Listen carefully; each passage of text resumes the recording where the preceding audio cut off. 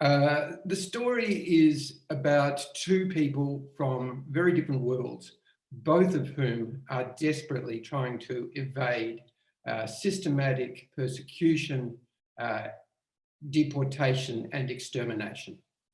One of them is a teenage Jewish boy named Toldi, who comes from an affluent, educated and very loving family.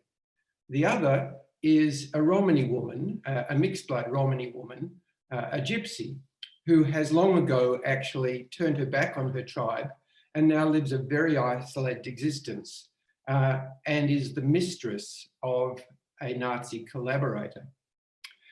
When Toldi discovers that Luba, the heroine's name, when Toldi discovers that Luba is having this affair, he sees in it a way to make an arrangement that will save himself and his parents from being deported to the camps.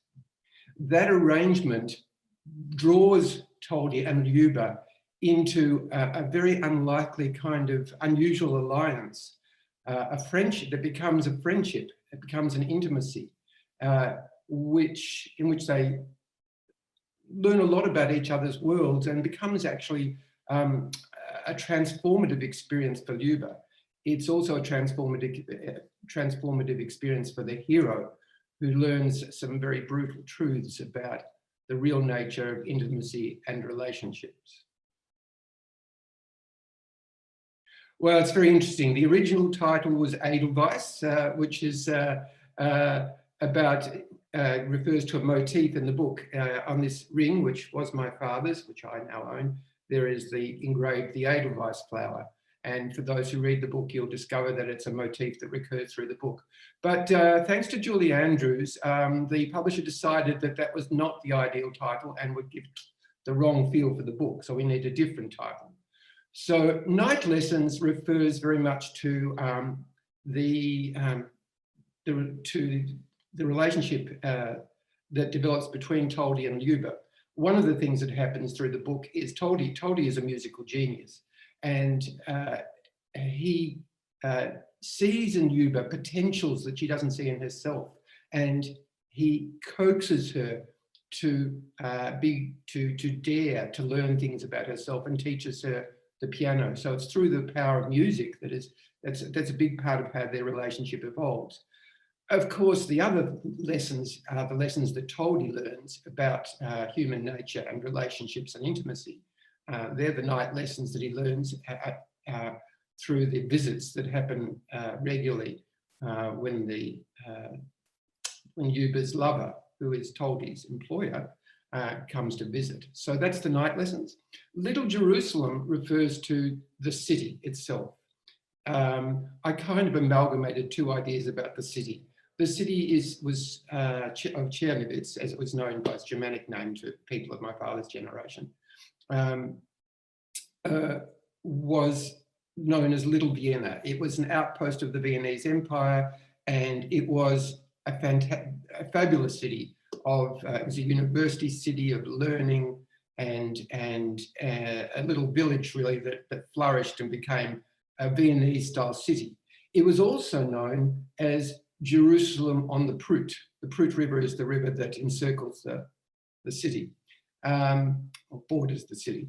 And it was known as that because at the beginning of the 20th century, there was a language symposium that was held there, at which Yiddish was for the first time recognized as an international language.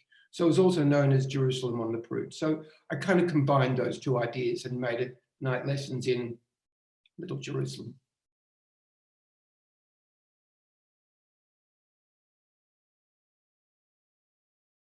Yes, it was a very difficult decision. The situation that I described, i.e. the hero discovering, Toldi discovering that his employer is having an affair with this is having a secret affair, is actually the true story of how my father survived the war. He went to his boss, and a little bit of a plot spoiler here, but it's quite early up, so it doesn't matter. He goes to his boss and he proposes an arrangement which saves their lives. So long as the affair continues, that is. So long as the affair continues, everyone stays alive. If the affair collapses, it's kaput. So that is the most extraordinary situation where people's lives depend on this romance, if you like. And I, as a writer, sat on that kind of premise, that story, for a long time. I was aware, however, that to make it into a really powerful fiction, I would have to play with some of the elements in it. It wasn't going to be a biography. It was going to be a work of historical fiction based on a true story. And also in his memoirs, there are numerous small details that I harvested, if you like, and wove into the story. So it's a weaving of fact and fiction based on a true story. And it did take me a long time to feel comfortable with doing it, but I did consult other family members, and because my father had already passed away when I made the decision to do it, and they all agreed that he would think it was a great thing to do. So that made me feel better too.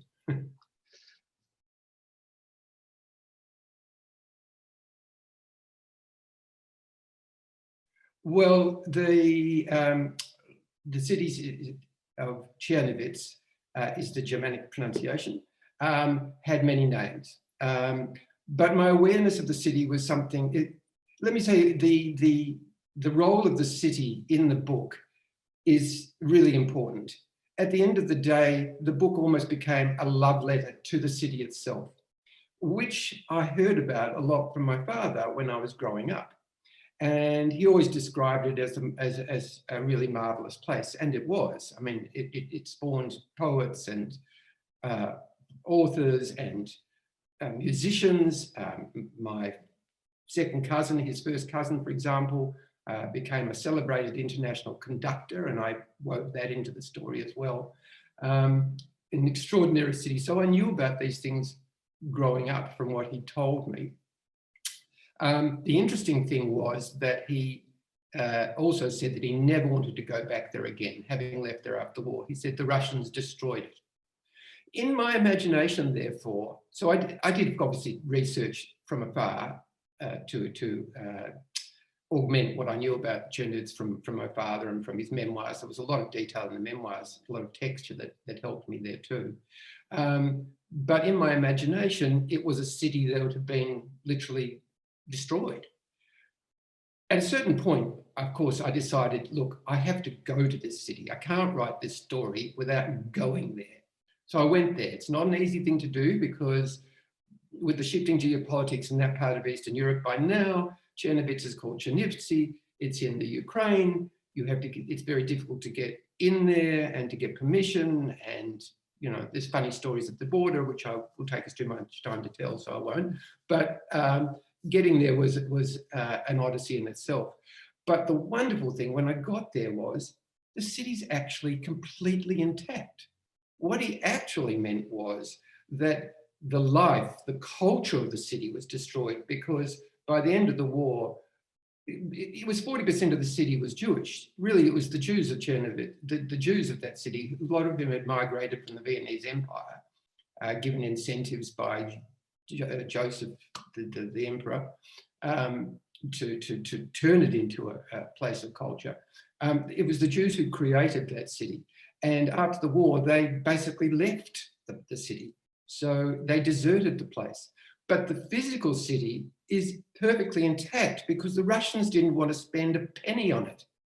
They built one ugly new building in one of the squares, brutalist Russian architecture, and the rest of it's like a fairy tale city with cobble streets and Viennese buildings and turrets and, you know, and I also, through connections that I formed, it's an international, a global connection of descendants of the Jews of Czernowitz. There's a blog site, and I formed friendships with these people. They suggested that I should meet with a couple of people there. And the most wonderful couple of women that I met, two separately, one of whom became my guide, Zoya Danilovich, and she took me around all the parts of the city. Of course, she wanted to show me all the beautiful things like the university and what have you. And I was like, well, that's great, but I need to see where the ghetto was. I need to see, because that's in the story. There's also, I hope you're not uncomfortable with it, there's a brothel in the story. Oh, there were 2 famous brothels. She took me to where the brothels were. She took me to where I got to see where my father's house was. I found it. I went inside the building and some residents there let me into an apartment. It's 4-story, 4 levels. I don't know if I was in the level that was his actual apartment, but I was in the actual building where he grew up. So yeah, the city itself became an incredibly important character in the story.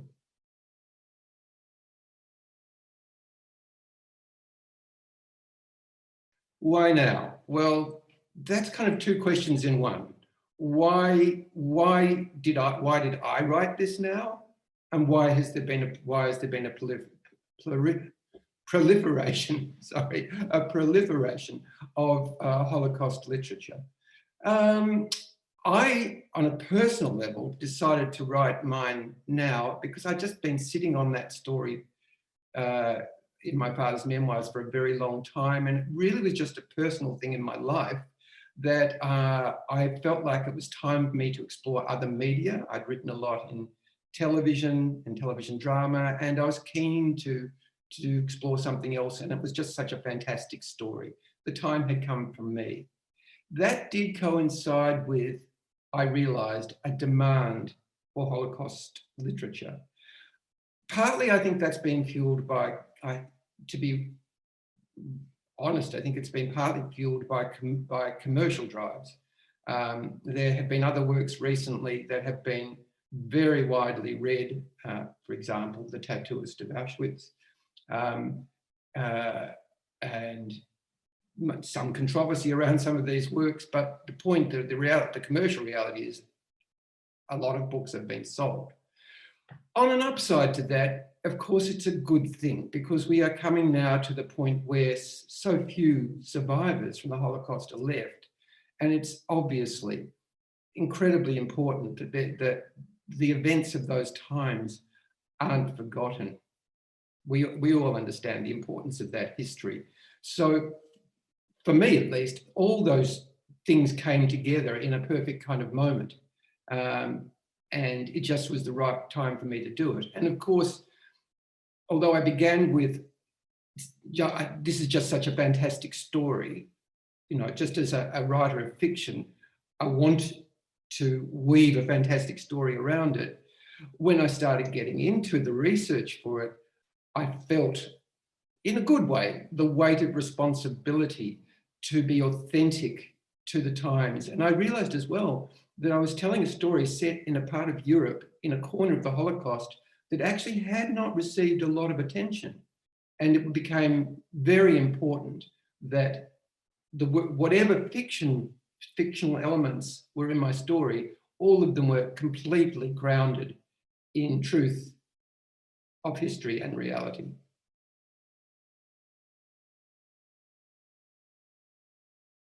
Well, the answer is absolutely yes. The amount of dialogue, it reflects my background as a writer, as a screenwriter, and a writer, and especially television drama, which is even a bit more generally dialogue based than big screen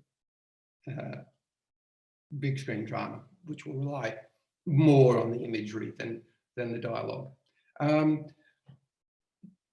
In terms of the prose, how different was it? It was completely different. When you write for television, or if you write, or even for the big screen, when you're writing a screenplay, whether it's small screen or big screen, you're working in an actual format.